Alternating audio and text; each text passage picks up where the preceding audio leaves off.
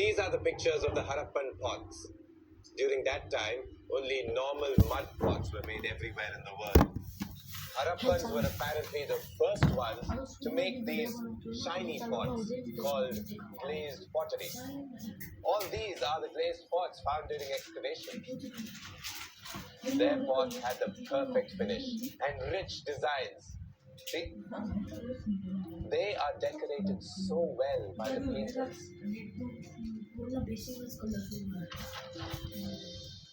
The Harappans painted animals and humans and patterns onto pots and utensils, also on the walls. The best part is, even after so many years, the colors still stayed.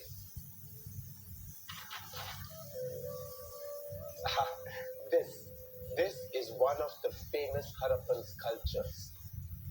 We aren't sure what this is, but it looks like some dance pose, doesn't it? Hence, we call it the dancing girl. The Harappan art of sculpting was quite unique, you see. A variety of terracotta sculptures was found during excavations. The archaeologists tried to get an idea about the Harappan life, culture, beliefs by studying them. Like some statues were found in large numbers throughout the Indus Valley. Now, why would so many have them? This statue of a woman wearing a fan-like headdress and a lot of ornaments is Mother Goddess. Another god is this, a man with horns and three faces, sitting all calm in a yogic pose, in spite of being surrounded by all the fierce animals, the elephant, the tiger, the rhino, the buffalo. He's called Pashupati Mahadeva.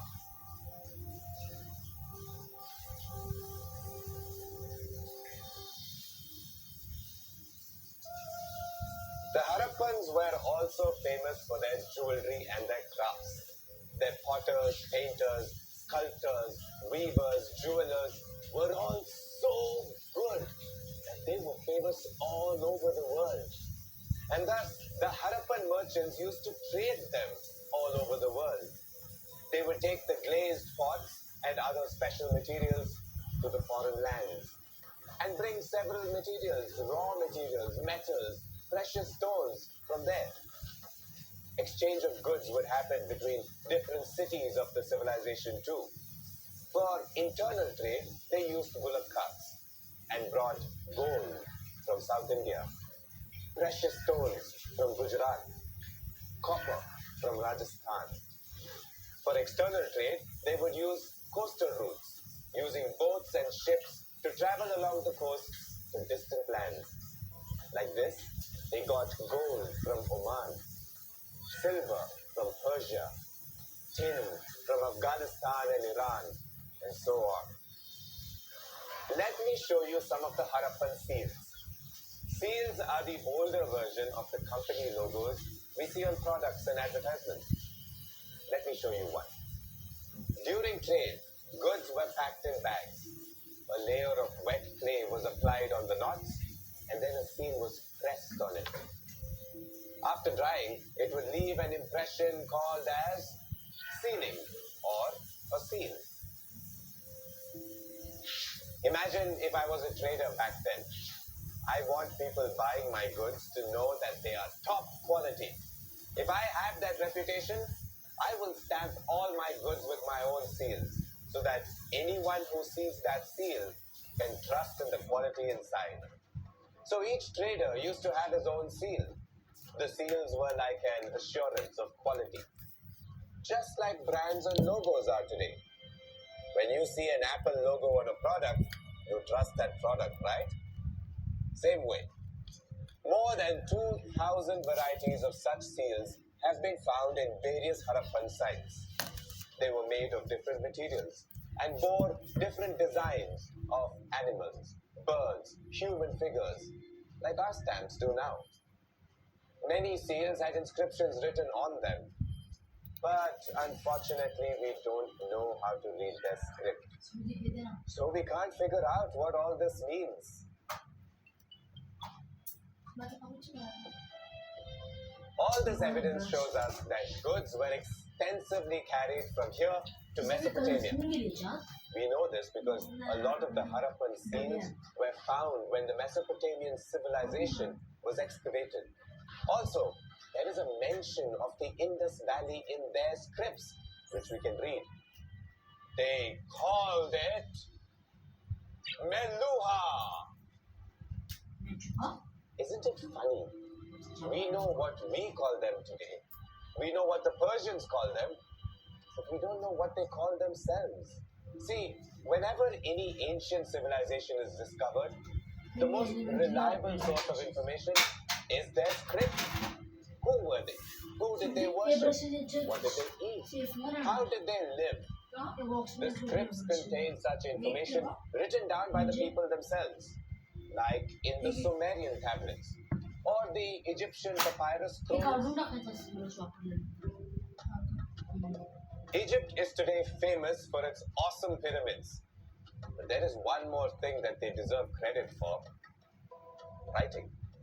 They started writing on papyrus, a form of parchment, from which we get the word for modern paper. Papyrus, paper.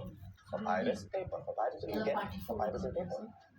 Now, the Egyptians wrote a lot of stuff, which makes the Egyptian civilization one of the most familiar to modern students. But their script was so different from our modern scripts. See? The first time we saw this, we couldn't make head or tail of it. So we call them hieroglyphics. But luckily there was a massive discovery. One of the biggest discoveries in the history of archaeology. And this discovery helped us in deciphering these Egyptian scripts. The Rosetta Stone. Look at this marvel. Isn't it absolutely beautiful? Why was the Rosetta Stone so special, you ask? See, there was no way to understand Egyptian or any other unknown script directly. But what if we found the same sentence written in the unknown script and then in English? Then very easily we can compare the two sentences and figure out words and alphabets, right? This is exactly what we got in the Rosetta Stone. It contained the same set of inscriptions carved in 3 different scripts: the Egyptian hieroglyphic script, the Demotic script, and the ancient Greek script, which we knew. We knew the ancient Greek script. So, by comparing the hieroglyphic script with the Greek script, we could easily decipher the ancient Egyptian language. And that was the turning point. We could read all the hieroglyphics after that. Without Rosetta Stone, we would not have known about Egyptian customs, or Egyptian religions, or even the names of Egyptian kings. A lot of written fragments have also been uncovered from the Harappan civilization. But unfortunately, despite the best efforts of historians, scholars, and the best supercomputers, it remains undeciphered. We cannot read the stuff they wrote, and that is it. If only we had a Rosetta Stone for Harappa too. Just wishful thinking. Today, all our information about the Harappan civilization comes only from the archaeological remains, which is why I mostly talk about the buildings and stuff. All what we think or talk about their culture and occupations and daily life are just good guesswork. All the names of the sculptures and the gods is all given by us. Yes, we call them the Harappans. They didn't call themselves that. We know from the kind of figurines and art unearthed that they had some sort of a religion and that they might have worshipped many gods. Not only the mother goddess and Shiva Pashupati, but they also worshipped several animals. as a symbol of strength, dove as their sacred bird. In fact, a lot of their practices were similar to what the Hindus do today. Like, even they worship the people tree and lit incense sticks during prayers. So, Hinduism is known to have been partially influenced from them. But many of the practices were different too. Like today, the Hindus burn their dead, but the Harappans would bury the dead bodies with utensils, ornaments, and mirrors because they believed that people lived another life after death. Yeah, okay, I got it. Anyways, mom's calling out. I gotta do my homework. Ugh. By the way, you know what? The Harappan kids never had to do any homework. Stop disturbing me. In fact, they didn't even go to schools. In fact, they were homeschooled and they learned all their crafts and reading and writing at home itself. That's so lucky. But then, no studies, no good marks means no toys too. And what about friends and football? Well, actually, they had lots and lots of toys, all made using terracotta. Mini utensils, figures of boys and girls, dogs and other animals, much like our Barbie playsets, and 2 or 4-wheeled carts with moving wheels, and board games like Ludo. The Harappan kids had it all.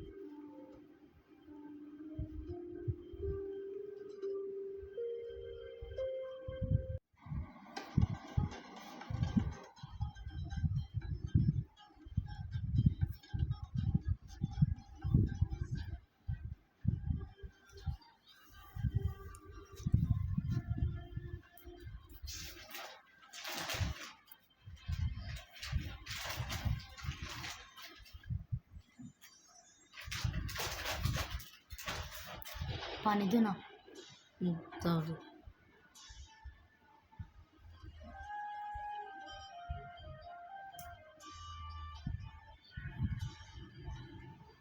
Although the Harappan civilization was very well organized and prosperous, things started going wrong at some point of time, just like with most civilizations. Increasing population made the administration difficult. Garbage piled up on streets, drainage systems broke down, and houses were built on the roads. Too much grazing by the plentiful herds destroyed the green cover. Increasing demands of wood for fuel led to deforestation. The course of the river Indus changed, and it caused floods in some areas and droughts in others. One more popularly debated reason for the decline of Harappans is that the Aryans invaded India. People vacated the cities and moved towards the eastern and the southern parts of the subcontinent. In no time, the entire civilization had completely disappeared. Poof, gone. this sudden disappearance is more mysterious than the fact that they declined. In every other place, the decline of one civilization led to some other civilization taking its place. But here, the Harappans just disappeared without a trace beneath the sand and the silt. Indian history had to begin again with a whole new set of people. And that is the great तुला mystery of तुला आवडेल Harappa, हरप्पाला which is राहायला जायला unsolved to this मला day. आवडेल Harappa However, in India, the land of reincarnation, there had to be a rebirth. The civilization may have vanished, but the Harappans are still with us. Their impact can be seen even today. The Harappan way of making bricks, pottery, sculpting, all of them contributed to cultural developments in India.